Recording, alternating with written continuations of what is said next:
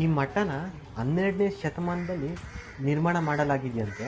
ಮತ್ತೆ 12ನೇ ಶತಮಾನದಲ್ಲೇನೆ ಈ ರೀತಿ ಬಿಲ್ಡಿಂಗ್ಸ್ ಏನು ಇರಲಿಲ್ಲ. ಈ ಕಟ್ಟಡನ ಯಾವ ರೀತಿ ಕಟ್ಟಿದ್ರು ಅಂದ್ರೆ, ಬ್ರಿಟಿಷರು ಕಿತ್ತೂರ್ನ ಡೆಮಾಲಿಷ್ ಮಾಡ್ತಾರೆ. ಆಗ ಉಳಿದಿರುವ ಕಟ್ಟಡಗಳನ್ನ ಆಗಿನ ಕಾಲದಲ್ಲಿ ಈ ಮಠದಲ್ಲಿರೋ ಸ್ವಾಮೀಜಿಗಳು ಹೋಗಿ ಬ್ರಿಟಿಷರಿಗೆ ಸ್ವಲ್ಪ ದುಡ್ಡನ್ನ ಕೊಟ್ಟು ಆ ಕಟ್ಟಡಗಳನ್ನೆಲ್ಲ ಖರೀದಿಸಿ ಆನೆಯ ಮುಖಾಂತರ ಇಲ್ಲಿಗೆ ತಗೊಂಡ್ಬರ್ತಾರೆ. ಆನೆ ಹೆಲ್ಪಿಂದ ಈ ಕಟ್ಟಡಗಳನ್ನ ಈ ರೀತಿ ಕಟ್ಟಿದ್ದಾರೆ.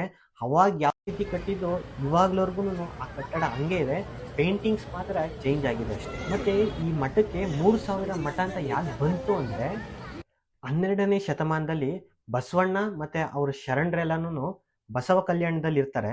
ಶರಣರು ವಚನಗಳನ್ನ ಬರಿತಾ ಇರ್ತಾರೆ. ಒಂದಿನ ಆ ಶರಣರ ಮಧ್ಯದಲ್ಲೇನೆ ಕ್ರಾಂತಿ ಉಂಟಾಗುತ್ತೆ. ಆ ವಚನಗಳನ್ನ ರಕ್ಷಿಸ್ಬೇಕಂತಾನೆ ಗುಂಪುಗಳಾಗಿ ಬೇರೆ ಬೇರೆ ಕಡೆ ಸ್ಪ್ಲಿಟ್ ಆಗ್ತಾರೆ. ಅದರಲ್ಲಿ ಒಂದು ಗುಂಪು ಈ ಸೈಡ್ ಬರುತ್ತೆ. ಆ ಗುಂಪು ಇಲ್ಲಿಗೆ ಬರ್ಬೇಕಾದ್ರೆ ಅಲ್ಲಮ ಪ್ರಭುಗಳು ಸಿಗ್ತಾರೆ ಅವ್ರಿಗೆ.